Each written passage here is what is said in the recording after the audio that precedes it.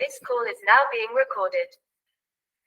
चलिए तो स्टार्ट करते हैं आज की क्लास। सो हेलो एवरीवन, सबसे पहले सभी स्टूडेंट्स को गुड इवनिंग। तो हमारा चैप्टर नंबर 6 ट्राइंगल हम लोग पढ़ रहे थे, और इसमें जो हमने पिछली क्लास में पढ़ा था, हमने पढ़ा था क्राइटेरिया ऑफ सिमिलैरिटी। यानी हम अगर हमारे पास कोई दो ट्राइंगल्स हैं तो उनके सिमिलर होने के क्राइटेरिया क्या क्या है। ठीक है, अगर मेरे पास कोई ये दो ट्राइंगल हैं तो ये सिमिलर कब कब हो सकते हैं। तो पहला क्राइटेरिया हमने पढ़ा था कि अगर इन दोनों ट्राइंगल्स के तीनों एंगल करस्पॉन्डिंग एंगल इक्वल हो। अगर मेरे पास कोई दो ट्राइंगल हैं और उन दोनों ट्राइंगल्स के जो करस्पॉन्डिंग एंगल हैं वो आपस में क्या हो, इक्वल हो, तो हमारा ट्राइंगल कैसा होता था, सिमिलर होता था। यही पढ़ा था, यही पढ़ा था, बताओ यस और नो। अगर मेरे पास कोई दो ट्राइंगल हैं और उनके करस्पॉन्डिंग एंगल अगर आपस में इक्वल है तो पहला क्राइटेरिया हमने क्या पढ़ा था, एंगल एंगल एंगल। ठीक है, चैट ऑन है ना, मेरी आवाज आ रही है सभी को?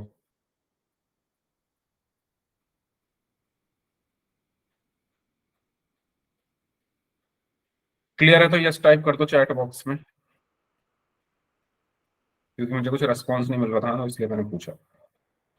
ओके, फिर हमने दूसरा कौन सा पढ़ा था, हमने ये पढ़ा था कि भाई अगर दो एंगल भी आपस में इक्वल हो जाए, अगर किन्हीं दो ट्राइंगल्स के दो करस्पॉन्डिंग आपस में दो करस्पॉन्डिंग एंगल आपस में इक्वल है, तब भी वो एंगल हमारा क्या जब भी वो हमारे ट्राइंगल्स क्या होते थे, सिमिलर होते थे। तीसरा हमने पढ़ा था साइड साइड साइड। यानी अगर मेरे पास कोई दो ट्राइंगल्स हैं और उनकी करस्पॉन्डिंग साइड्स का रेशो, उनकी करस्पॉन्डिंग साइड्स का रेशो क्या है, इक्वल आ रहा है, तो उनके करस्पॉन्डिंग एंगल भी इक्वल होंगे और जो ट्राइंगल होंगे वो सिमिलर होंगे। ठीक है, तो मैं एक एक का पहले उदाहरण के साथ, एग्जांपल के साथ यहाँ पर बता सकता हूँ। पहले एंगल एंगल एंगल देखते हैं। मान लो मेरे पास ये दो ट्राइंगल हैं,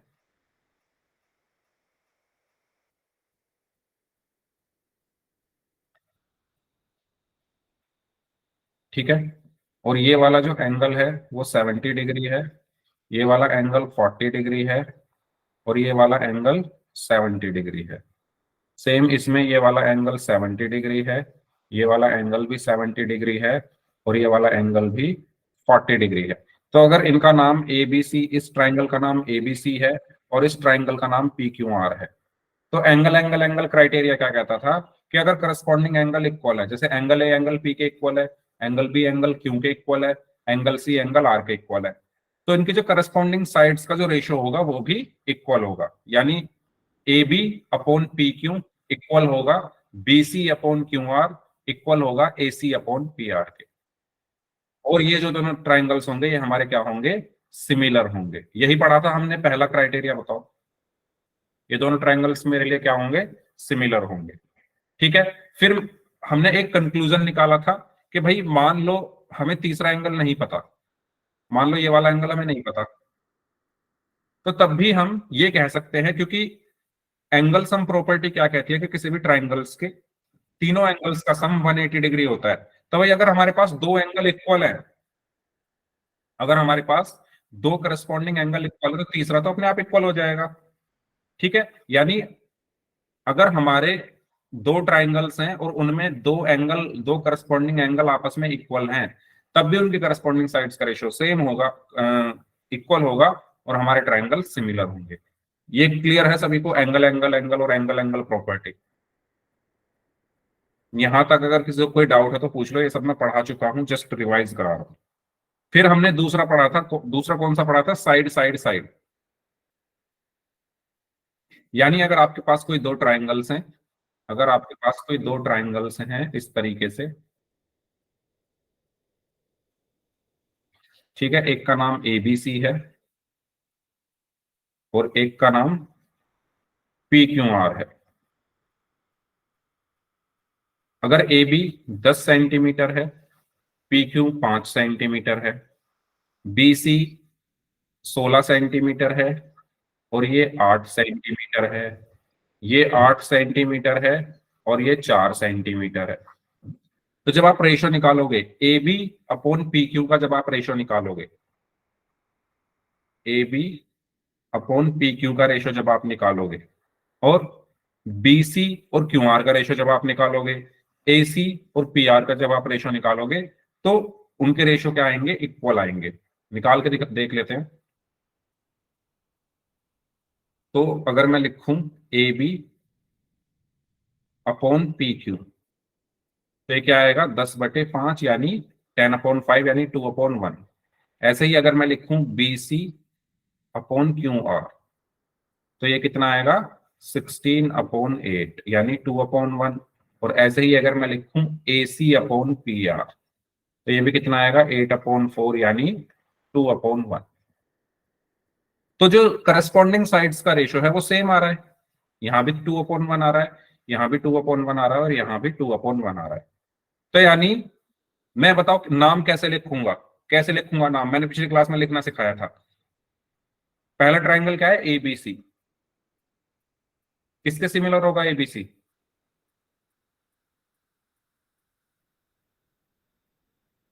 मैंने बताया था पहले आप ए बी लिख रहे हो तो ए बी के साथ आपने क्या लिया है, पी क्यू, तो यहां क्या लिखोगे, पी क्यू। ठीक है, ट्राइंगल पी क्यू, और बचा आर, तो आर लास्ट में लिख दो। तो ये जो दोनों ट्राइंगल्स हैं वो आपस में सिमिलर होंगे, क्यों, क्योंकि इनकी करस्पॉन्डिंग साइड्स का रेशियो सेम है। यानी साइड साइड साइड, इस क्राइटेरिया से आप ये कह सकते हो कि ये दोनों ट्राइंगल्स आपस में सिमिलर है और इनकी करस्पॉन्डिंग एंगल आपस में इक्वल होंगे। तो मुझे बताओ कौन सा एंगल किसके इक्वल होगा, एंगल ए किसके इक्वल होगा, एंगल ए किसके इक्वल होगा, पी के, क्यू के, या आर के।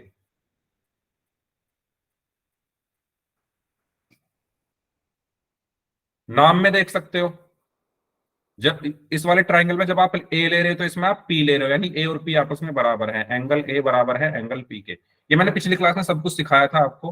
अगर मैं कहूं एंगल बी किसके इक्वल होगा, तो आप इसमें देखो नाम में बी बीच में आ रहा है और बीच में यहाँ पर क्यों आ रहा है, तो बी और क्यों आपस में इक्वल होंगे, करस्पॉन्डिंग एंगल्स। और सी किसके इक्वल होगा, आर के, तो angle C equal to angle R. ठीक है, क्लियर हुआ सभी को। तो ये मैंने साइड साइड साइड क्राइटेरिया से ये दोनों ट्राइंगल्स को सिमिलर प्रूव किया, और सिमिलर अगर हैं तो इनके करस्पॉन्डिंग एंगल्स आपस में इक्वल होंगे। ठीक है, यहां तक हमने पढ़ लिया था, यहां तक हमने पढ़ लिया था। अब जो हमें पढ़ना है तीसरा क्राइटेरिया, वो है side angle side. Side angle side क्या कहता है कि अगर आपके पास कोई दो ट्राइंगल है, ठीक है, अगर आपके पास कोई दो ट्राइंगल हैं, मान लो एक ट्राइंगल तो आपके पास ये है, और एक ट्राइंगल आपके पास ये है। इस ट्राइंगल का नाम है ए बी सी, इसका नाम है पी क्यू आर। अगर ये वाला एंगल इक्वल है 50 डिग्री के, और इधर, और इधर ये वाला एंगल है 50, ये वाला एंगल है 50 डिग्री के, ये वाली साइड जो है 10 सेंटीमीटर है, या थोड़ा छोटा लिख लेते हैं, ये वाली साइड जो है 5 सेंटीमीटर है, और इधर ये वाली साइड मान लो 10 सेंटीमीटर है, ये वाली साइड 6 सेंटीमीटर है, और ये वाली साइड 12 सेंटीमीटर। इन दोनों ट्राइंगल्स को ध्यान से देखो। अगर आपके पास कोई दो ऐसे ट्राइंगल हैं जिनका एक एंगल इक्वल हो, अगर आपके पास कोई दो ऐसे ट्राइंगल है जिनका एक एंगल इक्वल हो, तो इसमें देखो ये वाला एंगल इक्वल है 50 डिग्री 50 डिग्री, 50 डिग्री 50 डिग्री, यानी ए और आर आपस में इक्वल है ना। और जहां जहां पर वो एंगल इक्वल है, उसी एंगल से जो दो साइड निकल रही हैं, जैसे 50 डिग्री 50 डिग्री इक्वल है ना, तो 50 डिग्री से जो दो साइड्स निकल रही हैं, कौन कौन सी, ये और ये, ऐसे ही इस 50 डिग्री से ये और ये, इनका करस्पॉन्डिंग रेशियो सेम होना चाहिए, इन करस्पॉन्डिंग साइड्स का रेशियो सेम होना चाहिए। जैसे अगर मैं लिखूं A B upon R Q, A B upon R Q, तो ए बी कितना है 5, और आर क्यू कितना है 10, तो ये कितना है 1/2। ऐसे ही अगर मैं लिखूं ए सी अपॉन आर पी, तो ए सी कितना है 6 अपॉन आर पी कितना है 12, तो ये भी 1/2। तो एक तो एंगल इक्वल है, एक तो एंगल इक्वल है 50 50, और जो इस एंगल से जो दो साइड्स निकल रही हैं, इस एंगल, ये एंगल जिन दो साइड्स के बीच में आ रहा है, ये एंगल जिन दो साइड्स के बीच में आ रहा है उनका करस्पॉन्डिंग रेशियो भी सेम है। इसे कहते हैं हम साइड एंगल साइड प्रॉपर्टी। नाम से सब साफ आपको पता लग रहा है कि दो साइड और उनके बीच का एंगल, दो साइड का रेशियो सेम हो, दो साइड का एस एस मतलब साइड, दोनों साइड्स का रेशियो सेम, और ए इनके बीच में लिखा है तो इसका मतलब ए बीच में ही आना चाहिए। जैसे यहां पर देखो, इन दोनों साइड्स के बीच में एंगल आ रहा है, इन दोनों साइड्स के बीच में एंगल आ रहा है, तो साइड एंगल साइड प्रॉपर्टी से आप क्या बोलोगे कि ये दोनों ट्राइंगल्स, ट्राइंगल, अब नाम बताओ क्या लिखूं मैं?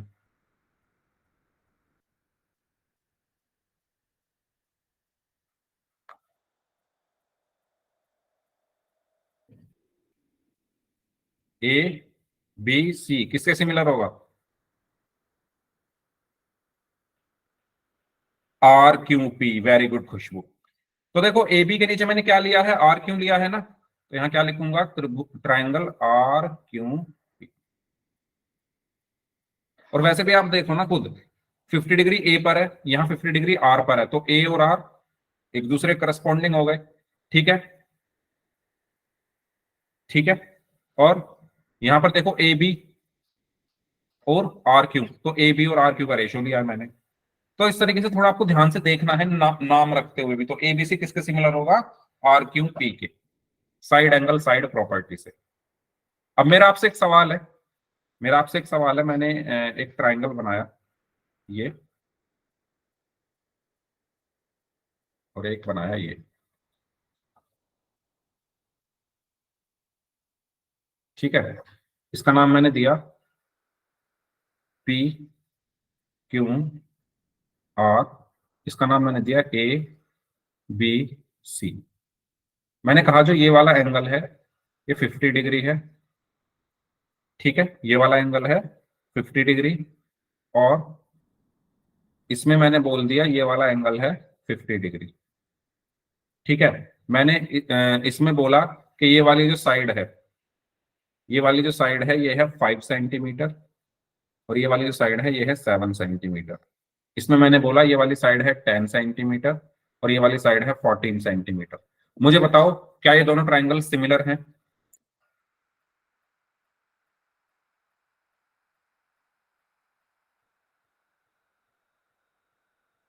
खुशबू बोल रही है यस,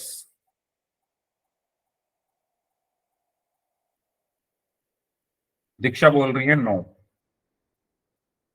बाकी सब यस बोल रहे हैं, सिर्फ दीक्षा ने बोला है, दीक्षा ही नाम है ना आपका, जिन्होंने नो बोला है। हम्म, पंकज यादव नाम से इन्होंने भी नो बोला है। अच्छा खुशबू, क्यों होंगे ये बताओ, क्यों होंगे ये सिमिलर? साइड एंगल साइड, अच्छा मुझे ये बताओ, साइड एंगल साइड में मैंने क्या बताया था कि अगर एंगल जो आप ले रहे हो उसी एंगल के बीच की साइड होनी चाहिए वो, मतलब उन्हीं दोनों साइड्स के बीच में आना चाहिए एंगल। तो यहां पर तो देखो साइड्स के बीच में आ रहा है एंगल। भाई नाम आप थोड़ा ध्यान से देखो, साइड एंगल साइड, एंगल जो है साइड्स के बीच में आना चाहिए, एंगल जो है साइड्स के बीच में आना चाहिए। अब यहाँ पर एंगल जो है 50 डिग्री, ये तो आ रहा है इन दोनों साइड्स के बीच में जो आपको गिवन है, लेकिन ये कहाँ आ रहा है, ये तो अलग है, ये इस साइड का तो आपको पता ही नहीं है ये क्या है। ये एंगल इन दोनों साइड्स पर बन रहा है ना, ए बी और बी सी पर, तो ए बी तो आपको पता है, चलो ये कहाँ पता है आपको, इसका रेशियो कैसे निकालोगे? तो आपको जब मेजरमेंट ही नहीं पता तो आप बोलोगे कि ये सिमिलर नहीं। अगर ये 10 सेंटीमीटर यहां से हटाकर मैं इधर लिख दूं, अगर मैं यहां लिख दूं ये 10 सेंटीमीटर यहां से हटाकर इस तरफ, तो अब ये सिमिलर हो जाएगा। क्यों? क्योंकि अब आप कहोगे कि ये वाला एंगल इसके बराबर है, और आप इसका रेशियो इसके साथ ले लोगे 1/2, इसका रेशियो इसके साथ ले लोगे 1/2, तो ये भी दोनों साइड्स के बीच में जो आपको गिवन है उनके बीच में है, और ये भी उन्हीं दोनों साइड्स के बीच में आ रहा है, तो अब आप बोल दोगे सिमिलर है। तो ये थोड़ा ध्यान से देखो नाम के अकॉर्डिंग। सर इसका साइड का रेशियो तो इक्वल नहीं है। क्यों नहीं है इक्वल बताओ? 5/10, 1/2, 7/14, सर yes। 1/2, तो इक्वल हुआ 1/2, 1/2, ठीक है। और ये वाला एंगल इक्वल है। तो अगर मैं कहूं कि इसका नाम मुझे लिखकर बताओ कि कौन, कैसे लिखोगे नाम, नाम कैसे लिखोगे बताओ, लिखो सभी लोग इसका नाम। मतलब नाम लिखने से मतलब है कि ये दोनों सिमिलर हैं, आपको पता चल गया, इसको आप लिखोगे कैसे?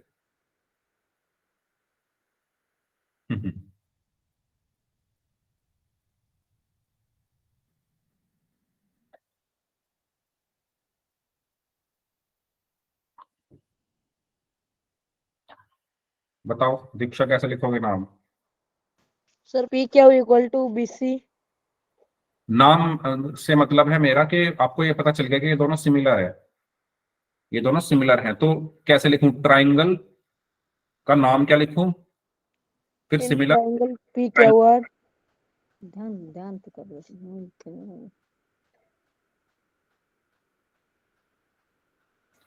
पी क्यू आर, ठीक है, मैंने लिख दिया पी क्यू आर। किसके सिमिलर होगा P Q R? A B C. A B C के, पक्का? Yes sir. देखो,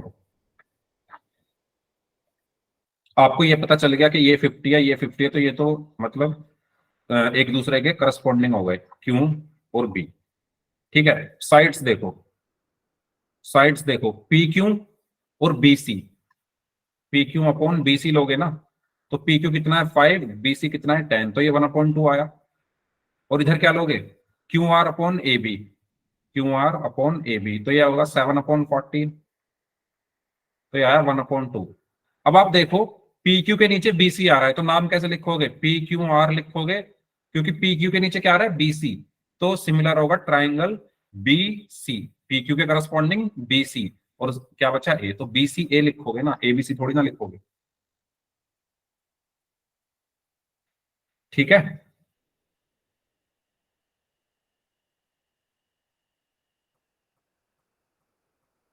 या सी बी ए भी लिख सकते हो, ठीक है, बी सी को सी बी भी लिख सकते हो। क्लियर हुआ सभी को? सी बी ए भी ठीक है खुशबू। बस ये है, पी क्यू के करस्पॉन्डिंग आपने बी सी या सी बी लिया है ना, तो उसी के अकॉर्डिंग आपको लिखना है, ए बाद में आएगा। ओके, चलो तो आगे बढ़ते हैं। तो ये मैंने आपको बता दिया है side angle side criteria. Okay, तो इस क्वेश्चन को मैंने आपको सॉल्व करने के लिए दिया था पिछली क्लास में, तो आप लोगों ने किया क्या? ये आपको एक फिगर दी हुई है, आपको शो करना है कि ए एंगल ए जो है एंगल सी के इक्वल होगा, एंगल बी एंगल डी के इक्वल होगा। कैसे कर सकते हैं बताओ? हमें गिवन ये है,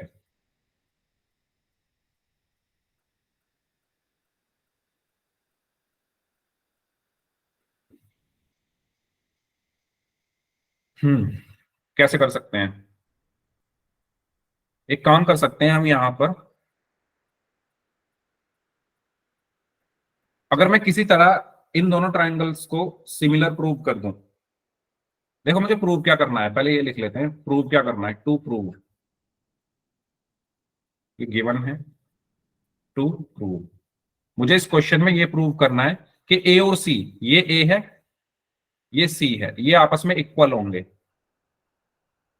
और बी और डी, बी यहां पर है और डी यहां पर है, ये आपस में इक्वल होंगे। मुझे ये प्रूव करना है। तो अगर मैं इन दोनों ट्राइंगल्स को सिमिलर प्रूव कर दूं किसी तरह, इस वाले को और इस वाले को, तो मैं ये कह दूंगा कि इनके करस्पॉन्डिंग एंगल इक्वल होंगे, हाँ या ना? बताओ। Yes sir. तो कैसे कर सकते हैं इनको सिमिलर प्रूव?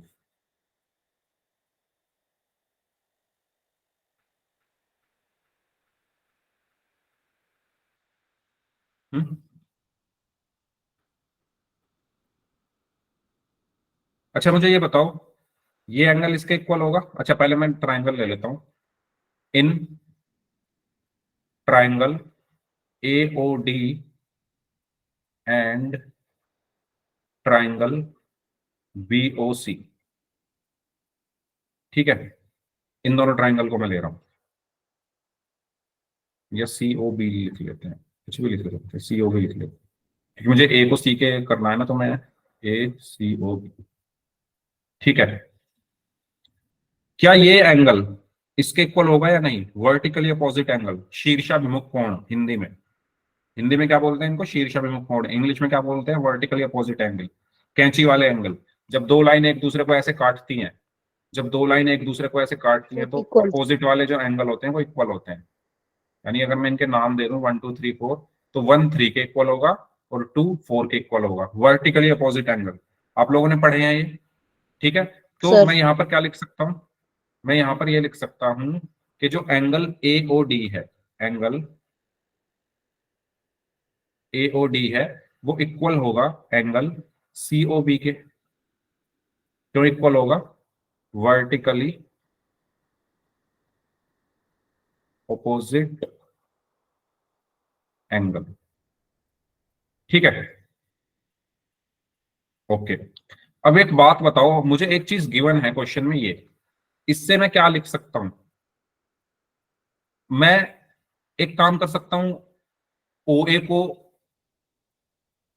ये जो OC है इसको नीचे ला सकता हूं OA के, OA upon OC is equal to, और OB को OD के नीचे ले गया, OD अपॉन OB। क्या मैं ऐसा लिख सकता हूं? Yes sir. जब आप इनकी क्रॉस मल्टीप्लाई करोगे यही चीज आएगी वापस से। मैंने क्या किया, और मैंने ऐसा किया क्यों है, जिससे OA अपॉन OC, ठीक है, इस वाले ट्राइंगल की OA और इस वाले ट्राइंगल की OC करस्पॉन्डिंग साइड्स का रेशो, इस वाले ट्राइंगल की OD और इस वाले ट्राइंगल की OB करस्पॉन्डिंग साइड्स का रेशो।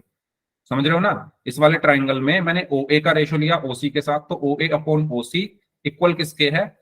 OD upon OB। यानी जो करस्पॉन्डिंग साइड्स हैं, दो साइड्स OA और OD, आपस में इनका रेशो सेम है। यस और नो? क्या आपको ये चीज क्लियर हुई? एक साइड इस ट्राइंगल की OA, एक साइड इस ट्राइंगल की OC, इनका रेशो सेम। OD OB इनका रेशो सेम। तो इन दोनों साइड्स का रेशो सेम है ना, ये गिवन है मुझे, इन दोनों साइड्स का रेशो सेम है, क्वेश्चन में गिवन है।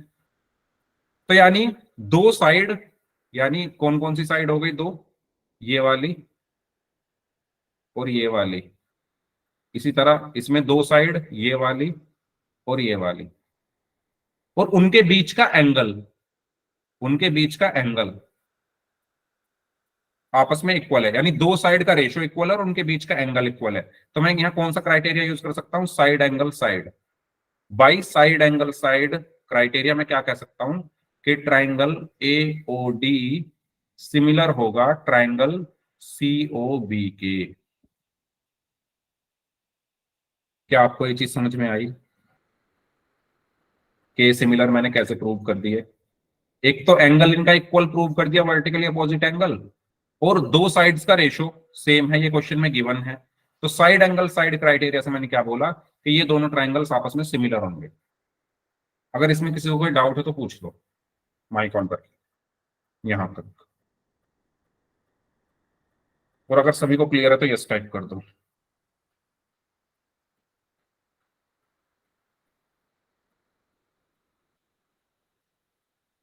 तो अगर ये दोनों ट्राइंगल सिमिलर हैं तो मैं कह सकता हूं कि A जो है वो C के बराबर होगा और D जो है वो B के बराबर होगा, और यही मुझे प्रूव करना था। तो जब ये ट्राइंगल सिमिलर हैं तो मैं क्या बोलूंगा कि A जो है किसके बराबर होगा? C के। एंगल A बराबर होगा एंगल C के, और एंगल D बराबर होगा एंगल B के। यही मुझे प्रूव करना था।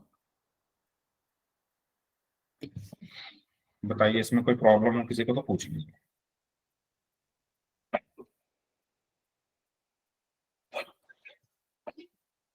तो पोल में कर लेते हैं क्वेश्चन, अगर यहां तक सबको क्लियर है तो। क्वेश्चन आपके सामने है, इसको थोड़ा ध्यान से करना, ठीक है। पढ़ो क्वेश्चन ध्यान से, करना स्टार्ट करो, तब तक मैं पोल भेज रहा हूं।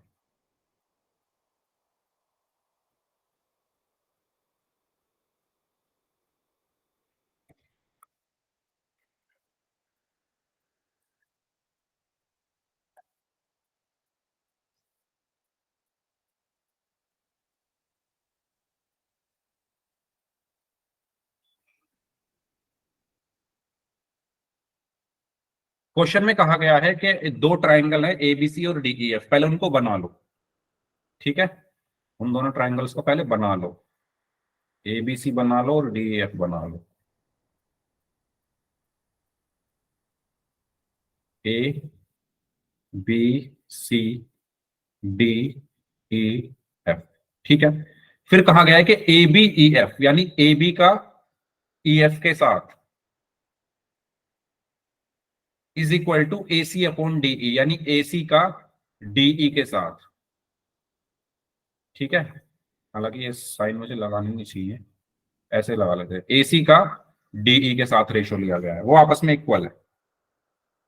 तो क्या करोगे आप, आपको दिया हुआ है ए बी का ईएफ के साथ इक्वल ए सी का डीई के साथ। तो इसके अकॉर्डिंग पहले ट्राइंगल्स के नाम लिखो। ये जो दिया हुआ है ना, इसके अकॉर्डिंग ट्राइंगल्स के नाम लिखोगे, ट्राइंगल के नाम कौन सा किसके सिमिलर है। उसके बाद आपको ये पता लगाना है कि इन चारों में से कौन सा ऑप्शन सही होगा। क्वेश्चन क्लियर हुआ सभी को? इसके अकॉर्डिंग पहले ट्राइंगल्स के नाम लिखो कि कौन सा ट्राइंगल किसके सिमिलर होगा। ऐसे तो नहीं लिख सकते ना कि A B C D E F के सिमिलर होगा। हमें इसके अकॉर्डिंग नाम लिखने हैं, इसका नाम क्या लिखना है या इसका क्या लिखना है वो लिखो। उसके बाद डिसाइड करो इन चारों में से कौन सा ऑप्शन सही है। देखते हैं कितने बच्चे इसको कर पाते हैं। करिए। वेरी गुड, एक बच्चे ने आंसर दिया, उनका आंसर एकदम सही है। Well done. किसने दिया है आंसर? ये हैंड रेज कर दो एक बार। एकदम सही आंसर दिया है जिस भी बच्चे ने आंसर दिया है। ओके साक्षी, वेरी गुड।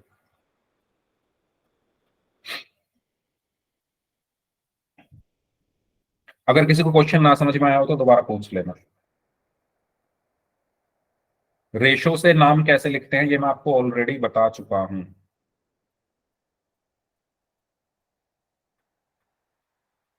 पहले एबीसी का नाम लिख लो। एबीसी, अब रेशो में देखो एबी के नीचे कौन है, उसके अकॉर्डिंग दूसरे वाले ट्राइंगल का नाम लिख लो। नाम लिख लोगे ट्राइंगल का, उसके बाद फिर जैसे जैसे आपने नाम लिखे हैं वही वही वाले एंगल आपस में इक्वल होंगे।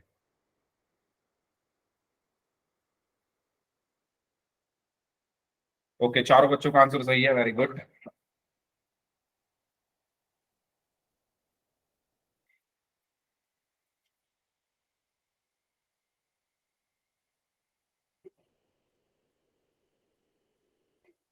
छह में से पांच बच्चों का आंसर सही है, सात में से पांच बच्चों का, 7 में से 5 स्टूडेंट्स का आंसर सही है। ओके।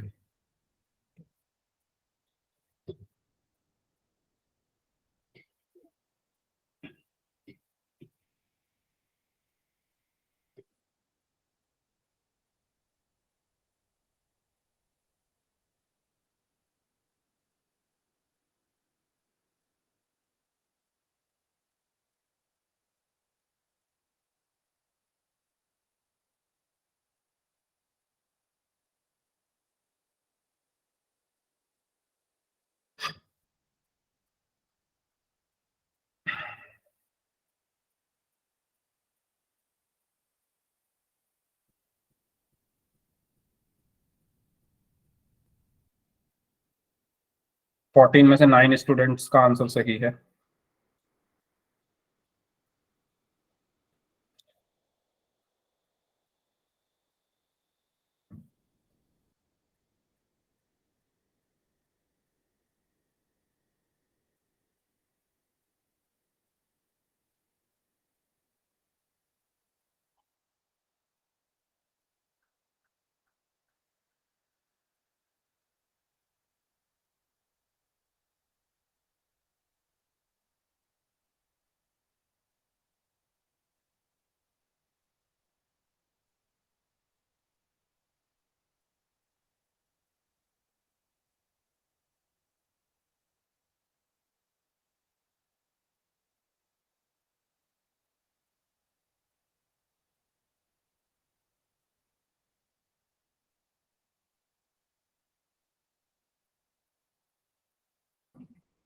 सेवनटीन में से 9 स्टूडेंट्स का आंसर सही है। चलिए लास्ट 5 सेकेंड्स। 5 4 3 2 1। तो देखिए, मैंने ये चीज अभी अभी आपको समझाई थी। नाम कैसे लिखेंगे मैं कल भी मैंने बताया था, आज फिर से बताया था। भाई सिंपल सी चीज है, आपने इसका नाम लिख लिया एबीसी, चलो अपनी तरफ से आपने इसका नाम लिख दिया एबीसी। अब ये सिमिलर किसके होगा? आप ये देखो, ए बी के नीचे कौन है? ई एफ है, तो यहां पहले आएगा ट्राइंगल ए बी के करस्पॉन्डिंग आएगा ई एफ, और लास्ट में क्या बचा? डी। क्या ये चीज क्लियर है सभी को? इतनी मुश्किल चीज नहीं है ये। भाई आप यहां पर देखो, ए बी और ए बी ई एफ के करस्पॉन्डिंग है। ए बी ई एफ के करस्पॉन्डिंग है, तो ए बी का, एबीसी का ए बी, और यहां पर डीई एफ का ई एफ पहले आएगा, ए बी ई एफ और सी डी। ठीक है, अब आपको ये बताना है कि कौन सा एंगल किसके इक्वल होगा। पहला ऑप्शन है ए डी के इक्वल होगा, तो ए पहले आ रहा है, डी लास्ट में आ रहा है, तो इक्वल तो हो नहीं सकता, करस्पॉन्डिंग नहीं है ये एक दूसरे के। अगर आप यहां पर देखो, नाम में ए पहले आ रहा है और डी लास्ट में आ रहा है, तो करस्पॉन्डिंग तो भाई ए ई के करस्पॉन्डिंग होगा, बी एफ के करस्पॉन्डिंग होगा, सी डी के करस्पॉन्डिंग होगा। तो दूसरा जो ऑप्शन है, ए किसके करस्पॉन्डिंग होगा, ई के, तो ए जो है वो ई के करस्पॉन्डिंग है, तो ये आपस में इक्वल होंगे, तो ऑप्शन बी इसका सही आंसर होगा। ऑप्शन बी इसका सही आंसर होगा।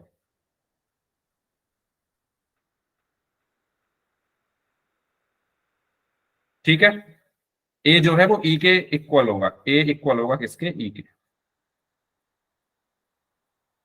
Option B. इसमें कोई डाउट है तो बताओ।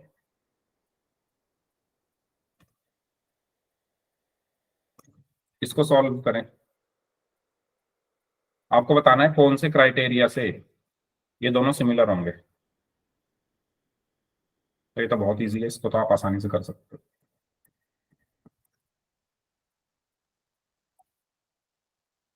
चार ऑप्शंस हैं, A B C and D.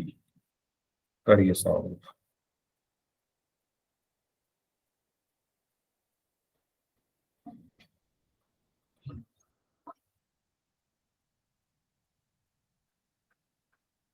एक बच्चे ने आंसर दिया है, तीन में से दो बच्चों का आंसर सही है। भाई आंसर देने से पहले ध्यान से देख लो कौन सा क्राइटेरिया इसमें लग रहा है। छह में से पांच बच्चों का आंसर सही है।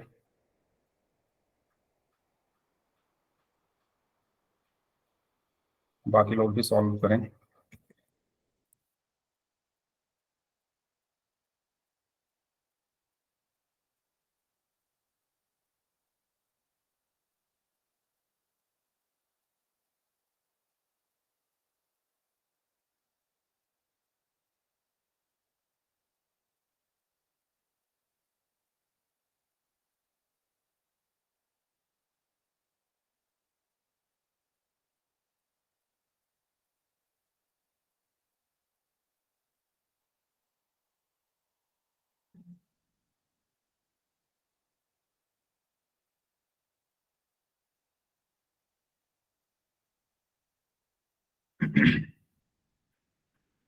चलिए लास्ट 15 सेकेंड्स।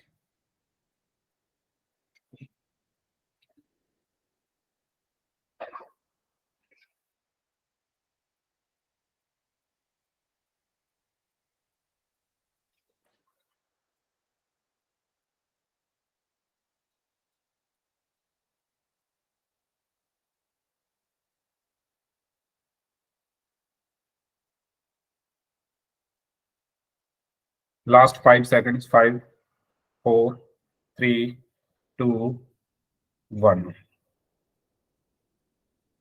तो इसमें आपको साफ साफ पता चल रहा है कि देखो, एक तो एंगल इक्वल है, एक तो एंगल इक्वल है, तो एक तो एंगल इक्वल है, ठीक है।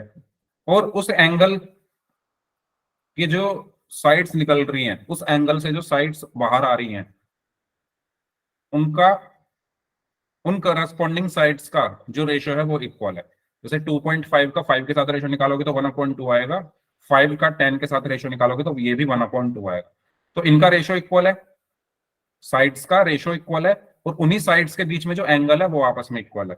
तो साइड एंगल साइड, कौन सा क्राइटेरिया लगेगा, साइड एंगल साइड। दो साइड्स और उनके बीच का एंगल, दो साइड्स, ठीक है, ये दोनों साइड्स और उन्हीं दोनों साइड्स के बीच का जो एंगल है वो 70 डिग्री है दोनों में। तो ऑप्शन सी इसका आंसर होगा। ठीक है, सही आंसर क्या होगा, ऑप्शन सी। सब लोग बी क्यों बोल रहे हो भाई, एंगल एंगल एंगल कहां से आ गया। बी आंसर दिया है क्या आप लोगों ने, मैंने ध्यान नहीं दिया। अच्छा, बी पिछले वाले का था क्या, एक मिनट एक मिनट, सॉरी, मैंने चैट ऑन नहीं करी शायद। हम्म, हाँ ठीक है, बी पिछले वाले का आप दे रहे थे, ओके। सी, ओके। तो फाइनली हमारा ये चैप्टर यहीं पर खत्म होता है। इसमें सारी चीजें आपको थ्योरम वगैरह क्राइटेरिया वगैरह, कैसे नाम लिखना है, कैसे एंगल इक्वल होते हैं, करस्पॉन्डिंग एंगल क्या होते हैं, करस्पॉन्डिंग साइड्स क्या होती है, ठीक है, ये सब मैंने आपको बता दिया है। ओके, अब बारी आती है आपके डाउट्स की। तो या तो अगर आज आप अपने डाउट्स पूछना चाहते हो तो आज पूछ लो, अदरवाइज फिर हम नेक्स्ट चैप्टर जो कि आप लोग बोल रहे थे सर्कल स्टार्ट करेंगे। ठीक है, तो सर्कल पढ़ना स्टार्ट करेंगे। बताओ कुछ पूछना है तो।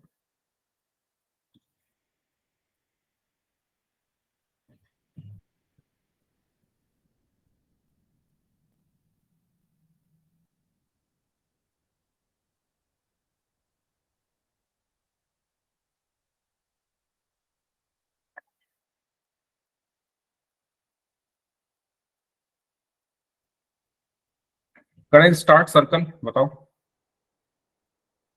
Yes sir.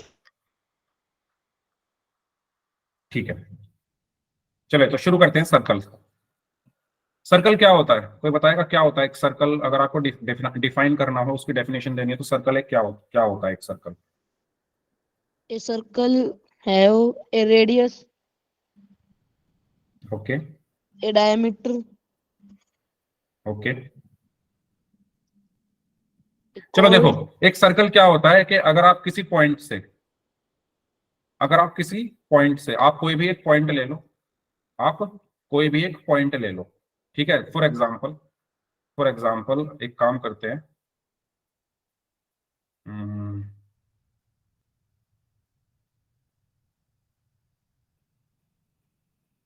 हम्म,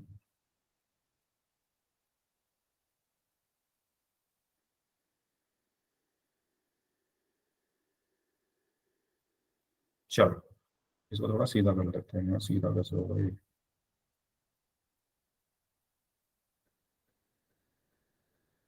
चलो ठीक, छोड़ो। देखो मान लो आपका एक पॉइंट है, ये कंपास है, ठीक है, इसको अपना आप कंपास समझो। इधर पेंसिल लगी हुई है, इधर ये रेड कलर की पेंसिल लगी हुई है, और ये कंपास का जो दूसरा एज होता है ये वो है, ठीक है।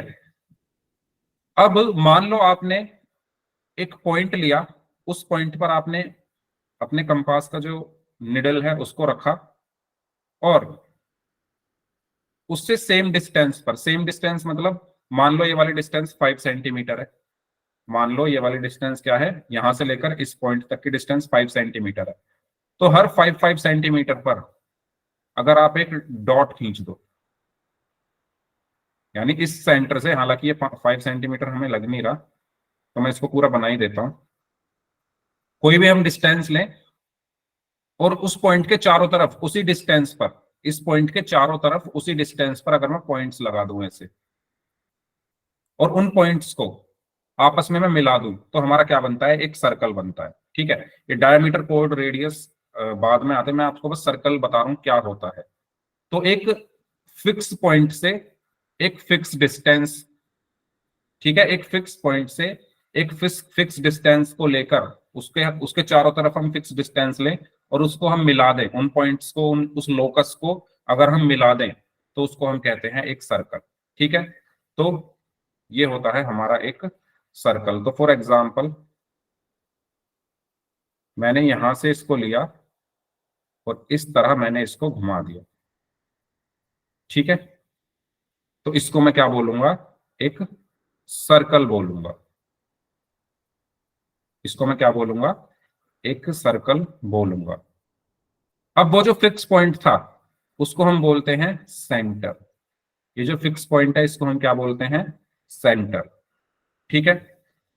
अब इस पॉइंट से, अच्छा इसको हम क्या बोलते हैं, इस सर्कल के ये जो चारों तरफ है बाउंड्री, सर इसको हम क्या सर्कमफ्रेंस। बोलते हैं, सरकमफ्रेंस। वेरी गुड, ये हमारा क्या होता है, सरकमफ्रेंस, या हिंदी में हम इसको परिधि बोलते हैं, सरकमफ्रेंस। तो सेंटर से लेकर सरकमफ्रेंस तक की डिस्टेंस को हम बोलते हैं रेडियस, ठीक है। सेंटर से लेकर सरकमफ्रेंस तक की डिस्टेंस को हम क्या बोलते हैं, रेडियस, और इसको हम आर से डिनोट करते हैं।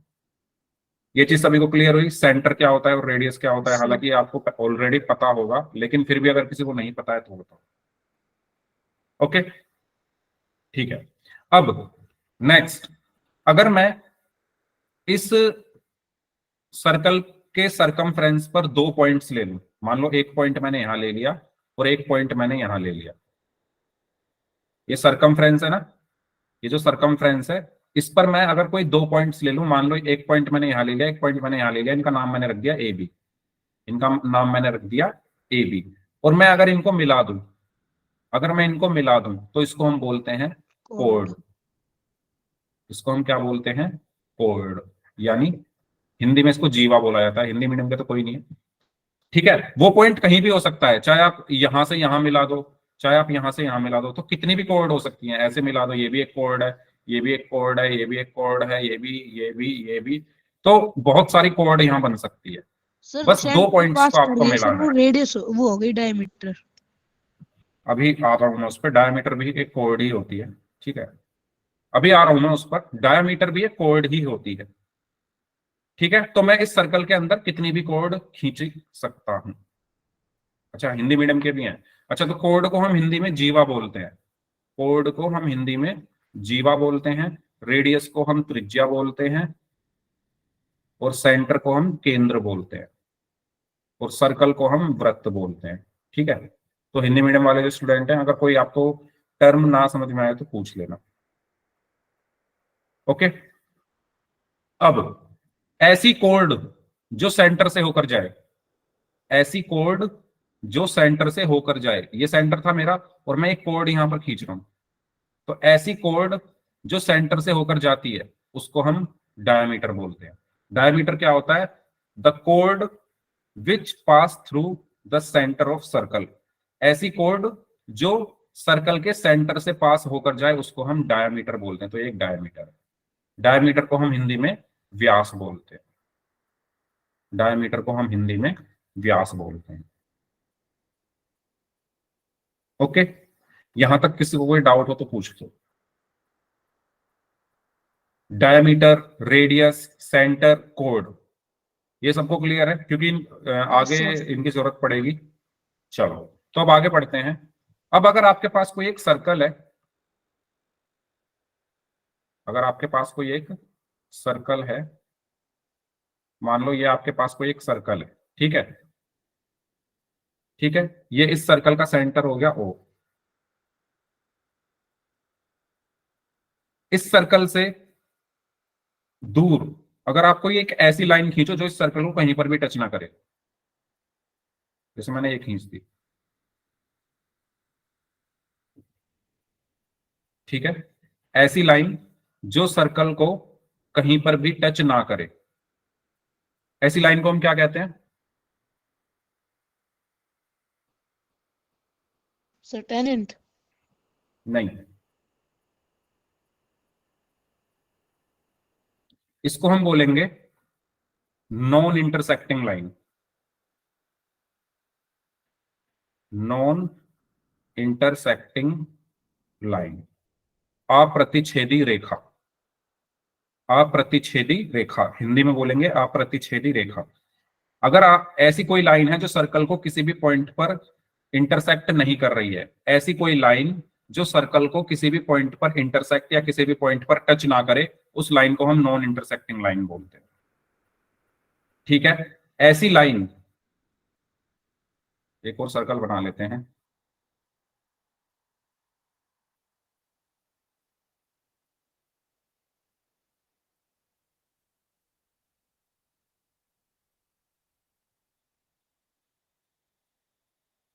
ये एक सर्कल है जिसका सेंटर है ओ, ऐसी लाइन जो सर्कल को 2 पॉइंट्स पर, जैसे मैंने ये लाइन खींच दी, ये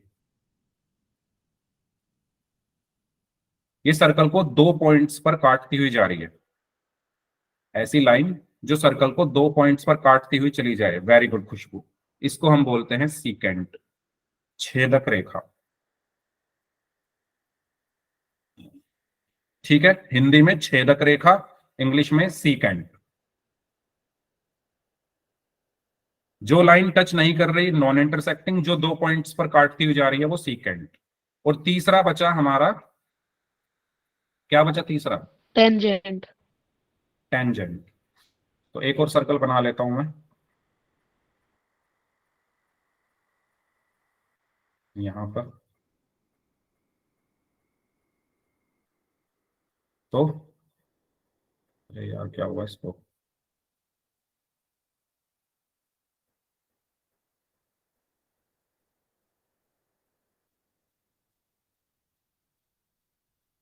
ठीक है, ये एक सर्कल हो गया। ऐसी लाइन जो सर्कल को टच करके निकल जाए, यानी एक पॉइंट पर बस टच करे, जैसे कि हालांकि ये देखने पर ऐसा लग रहा है कि ज्यादा पॉइंट पर टच कर लिया है, इसको ऐसा मान लो सिर्फ टच करके निकली है ये, ठीक है, क्योंकि बोर्ड पर ऐसे बन नहीं पाएगी, बिल्कुल टच करके निकली है ये, सिर्फ एक पॉइंट पर टच कर रही है ये। हालांकि आप कहोगे सर यहाँ पर तो बहुत सारे पॉइंट्स पर टच कर रही है, वो क्योंकि मैंने बनाया है तो इसलिए लग रहा है, लेकिन ऐसी लाइन जो एक पॉइंट पर, आप मान लो ये सिर्फ हल्की सी टच करके जा रही है, सिर्फ एक पॉइंट पर अगर कोई लाइन टच करे तो उस लाइन को हम बोलते हैं टेंजेंट, उस लाइन को हम बोलते हैं टेंजेंट, स्पर्श रेखा। उस लाइन को हम क्या बोलते हैं, टेंजेंट बोलते हैं, यानी स्पर्श रेखा बोलते हैं। तो सीकेंट क्या होती है, टेंजेंट क्या होती है, और नॉन इंटरसेक्टिंग लाइन क्या होती है, ये सबको क्लियर है। क्योंकि क्वेश्चन में कहा जाएगा टेंजेंट, तो आप क्या समझोगे, मतलब आपको एक ऐसी लाइन खींचनी है जो सर्कल को टच करके जा रही है। आगे क्वेश्चंस में अगर टेंजेंट वर्ड आएगा तो उसका मतलब आप समझोगे कि ऐसी लाइन जो सर्कल को सिर्फ टच करके निकल रही है। सीकेंट बोला जाएगा तो आप ये समझोगे कि सर्कल को दो पॉइंट्स पर काट रही है, और नॉन इंटरसेक्टिंग तो जो काट ही नहीं। ठीक है, चलिए अब मेरा आपसे एक क्वेश्चन है। मेरा क्वेश्चन ये है कि आप एक सर्कल के अंदर कितनी सीकेंट खींच सकते हो, मतलब कितनी छेदक रेखाएं खींच सकते हो।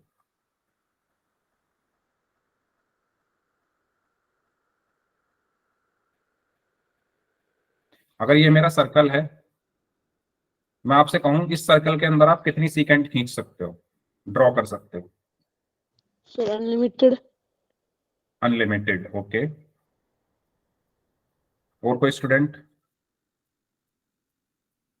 अनलिमिटेड भी सही है वर्ड, मतलब आप जो बोलना चाह रहे हो वो आप सही आंसर दे रहे हो, वर्ड हम कोई भी यूज कर सकते हैं, इनफाइनाइट, यस। ठीक है, तो मैनी भी बोल सकते हैं, इनफाइनाइट भी बोल सकते हैं। तो आप खींच के देखो, कितनी भी खींच सकते हो आप, कोई लिमिट ही नहीं है इसकी। ये देखो, एक यहाँ खींच दी, एक यहाँ खींच दी, एक यहाँ, एक यहाँ, आपको जितना मन करे आप उतनी, एक ऐसे भी खींच सकते हो, ठीक है, ऐसे भी, ऐसे भी, ऐसे भी। तो एक सर्कल के अंदर कितनी सीकेंट खींची जा सकती है, मैनी, मैनी सीकेंट, या इन्फिनिट, इनफाइनाइट भी आप बोल सकते हो। ठीक है, आप खुद खींच के देख लो, आप कितनी भी खींच सकते हो, इसमें कुछ ऐसा मतलब ज्यादा समझने लायक नहीं है। आप ये प्रैक्टिकली करके देख सकते हो कि खींच के देख लो कितनी खींच सकते हो, बहुत सारे खींच सकते हैं।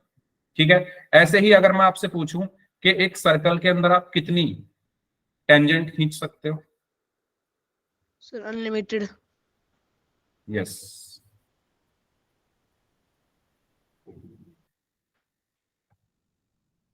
क्या होगा इसको, ये अगर आपका एक सर्कल है जिसका सेंटर ओ है, तो मैं आपसे कहूं कि इस पर कितनी टेंजेंट आप खींच सकते हो। Yes, infinite number of tangents, यानी मैनी टेंजेंट्स। तो आप खींच के देख लो, एक टेंजेंट ये खींच गई, एक टेंजेंट ये खींच गई, एक इधर से भी खींच सकती है, एक ऐसे भी खींच सकती है ना, एक ऐसे भी खींच सकती है, एक ऐसे भी खींच सकती है ना, एक ऐसे भी, ऐसे भी, ऐसे भी, ऐसे भी, मतलब जहां मन करे वहां खींच दो, ऐसे भी, ऐसे भी, ऐसे भी। तो एक सर्कल के अंदर कितनी टेंजेंट खींची जा सकती है, मैनी, है ना, देख लो आप कितनी सारी तो मैंने खींच दी। तो इसका भी आंसर क्या होगा, मैनी टेंजेंट। भाई ये एक एक नंबर के क्वेश्चन है जो एग्जाम में कई बार पूछे गए हैं, कि एक सर्कल के अंदर कितनी सीकेंट ड्रॉ कर सकते हो, कितनी टेंजेंट ड्रॉ कर सकते हो, तो ये एग्जाम में पूछे जाते हैं, इसलिए ये मैं आपको सारे यहाँ पर बताता हुआ चल रहा हूँ। ठीक है, फिर थ्योरम भी पढ़ेंगे अगर टाइम बचता है तो। ठीक है, अब मेरा नेक्स्ट क्वेश्चन है कि एक सर्कल के अंदर, एक सर्कल पर आप कितनी पैरेलल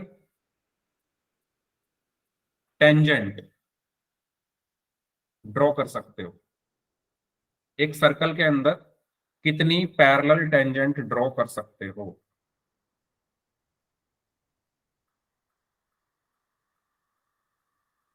तो मान लो ये मेरा एक सर्कल है, अरे यार, है ना। तो 2, ओके। दो कैसे भाई, कोई बताएगा दो कैसे? चलो खींच के देख लेते हैं। पैरेलल हो, ऐसी लाइंस जो पैरेलल भी हो, टेंजेंट भी हो। तो चलो एक मैंने यहां खींच दी, और इसके पैरेलल एक मैंने यहां खींच दी। ये दो लाइंस टेंजेंट भी हैं और पैरेलल भी हैं। अब आप तीसरी लाइन कहीं भी खींच लो, वो इन दोनों को काटेगी जरूर। कहीं पर भी खींच लो, पैरेलल लाइंस तो वो होती है जो एक दूसरे को कभी ना काटें। लेकिन जब आप तीसरी लाइन यहां कहीं भी खींच लो, यहां खींचोगे तो देखो यहां इसको काट दिया इसने, है ना, इसको भी काट दिया। यहां खींचोगे तो देखो यहां भी काट रही है। कहीं भी खींच लो, यहां खींचोगे तो देखो यहां भी काट रही है, यहां खींचोगे तो देखो यहां भी काट रही है। तो यानी ये पैरेलल बची क्या? अब कोई भी पैरेलल नहीं है, क्योंकि ये सारी काटने लग रही है एक दूसरे को। तो पैरेलल तो सिर्फ ये दो ही हैं, क्योंकि एक दूसरे को कहीं नहीं काटेंगे। बाकी आप कहीं भी खींचो, ठीक है, तीसरी लाइन कहीं भी खींचोगे तो वो इन दोनों को काटेगी जरूर। ठीक है, अगर आप इन दोनों को नहीं खींचना चाहते तो चलो ऐसे खींच के देखते हैं। अगर मैंने एक लाइन ऐसे खींची और एक ऐसे खींच दी, तो ये दोनों तो पैरेलल हैं आपस में, ये दोनों तो आपस में पैरेलल हैं। लेकिन जब आप तीसरी लाइन खींचोगे तो वो पैरेलल नहीं होगी, वो इन दोनों को काटेगी जरूर। यानी आप मैक्सिमम दो ही पैरेलल लाइन खींच सकते हो। मैक्सिमम कितनी पैरेलल लाइन खींच सकते हो? मैक्सिमम दो ही पैरेलल लाइन खींच सकते हो। Parallel tangent, sorry, parallel tangent. Clear है सभी को? तो कितनी पैरेलल टेंजेंट खींच सकते हो आप किसी भी सर्कल के ऊपर? ओनली 2। कितनी सीकेंट ड्रॉ कर सकते हो? मैनी। कितनी टेंजेंट ड्रॉ कर सकते हो? मैनी। कितनी parallel line, parallel tangent draw कर सकते हो? ओनली 2। ठीक है, चलो। तो ये छोटी छोटी चीजें थी। तो ये आपके जो बुक है इसमें यही सब चीजें यहाँ पर एक्सप्लेन की हुई हैं, टेंजेंट के बारे में, ये सीकेंट के बारे में। ओके, और इस थ्योरम को अभी हम पढ़ेंगे, लेकिन अभी हम करते हैं इस एक्सरसाइज 10.1। सब कुछ मैंने आपको बता दिया है, अब आपको आंसर करने हैं। तो 10.1 का question number 1, how many tangents can a circle have? Sir infinite. Infinite, very good. अभी बताया था, तो टेंजेंट तो कितनी भी हो सकती है, मैनी लिख लो, इनफाइनाइट लिख लो। Okay, fill in the blanks में पहला, a tangent to a circle intersect it in. कितने पॉइंट्स पर इंटरसेक्ट करती है टेंजेंट सर्कल को? Very good, only 1 point. ठीक है, a line intersecting a circle in 2 points is called a secant, very good. ठीक है, तो 2 पॉइंट्स पर जो लाइन इंटरसेक्ट करती है उसको हम सीकेंट बोलते हैं, मैंने आपको भी बताया। A circle can have 2 parallel या 2 parallel tangents at most. Okay, ये भी मैंने अभी अभी आपको बताया। The common point of a tangent to a circle and the circle is called, वो point, very good, point of contact. वो पॉइंट जहां पर टेंजेंट और सर्कल एक दूसरे को टच करते हैं उसको हम क्या बोलते हैं, या इंटरसेक्ट करते हैं उसको हम क्या बोलते हैं? Point of contact. ठीक है, अच्छा, हिंदी में कोई वर्ड आपको पूछना है तो पूछ लो भाई, हिंदी मीडियम के जो स्टूडेंट हैं। पॉइंट ऑफ कांटेक्ट मतलब होता है स्पर्श बिंदु। ठीक है, सीकेंट मतलब मैंने आपको बता ही दिया है, छेदक रेखा। ठीक है, ये 1 2 तो आपको पता ही है, मैंने आपको पता ही। बताओ यहां तक क्लियर है सभी को? चलो, तो नेक्स्ट क्वेश्चन को करने के लिए हमें एक थ्योरम पढ़नी पड़ेगी, पहले तो उसको पढ़ लेते हैं। थ्योरम 10.1। चलो, इस थ्योरम को पढ़ने से पहले मैं आपसे एक चीज पूछता हूं। एक, मान लो ये, चलो ये ना लेकर, मान लो ये मोबाइल फोन की स्क्रीन है, एक मोबाइल फोन है ये। ठीक है, जब हम मोबाइल फोन खरीदने जाते हैं, स्क्रीन है मोबाइल फोन की मान लो, तो जो उसकी स्पेसिफिकेशन होती है मोबाइल फोन की, उसमें जो हमारी स्क्रीन होती है उसकी लेंथ लिखी होती है कि इतने इंच की है, 6 इंच की है, या 5.5 इंच की है, या 5 इंचेस की है ना, ऐसे लिखा होता है ना, कि जो स्क्रीन है वो 5 इंचेस की है, या 6 इंचेस की है, 6.5 इंचेस की है, ऐसे होता है। यस और नो? ऐसे होता है। मोबाइल फोन जब हम खरीदते हैं तो हम वो देखते हैं ना कि वो कितने इंच की उसकी स्क्रीन है। तो मेरा आपसे ये सवाल है कि वो जो इंचेस है वो कैसे नापे जाते हैं? वो सीधे सीधे नापे जाते हैं या डायगनली नापे जाते हैं? ऐसे नापा, अगर मैं कहूँ नापने के लिए तो ऐसे नापोगे या डायगनली नापोगे? ऐसे। अपने मोबाइल फोन की स्क्रीन अगर मैं आपको नापने के लिए कहूँ तो आप सीधा सीधा नापोगे या ऐसे नापोगे? बताओ। सीधा सीधा। नहीं, सीधा सीधा नहीं नापते।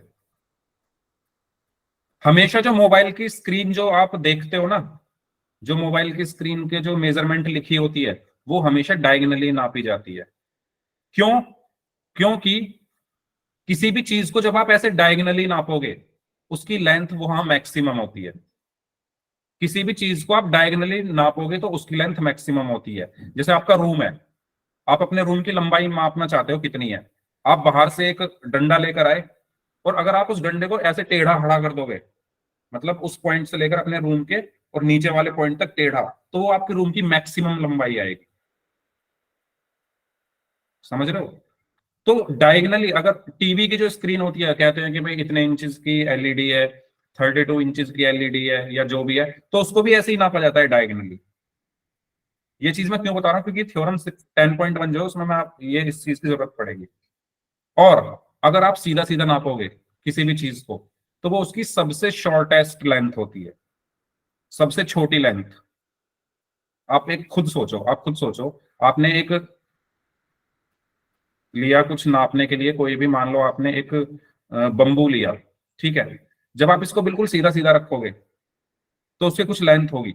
जैसे ही आप उसको इस तरफ टेढ़ा करते जाओगे, ठीक है, ये वाला नहीं खिसकाना है, ये वाला पॉइंट तो फिक्स रखो, ये वाला पॉइंट फिक्स रखो, ये वाला पॉइंट यहां पर, और इसको जब आप खिसकाओगे, जब आप इसको खिसकाओगे तो ये आपको छोटा पड़ेगा ना।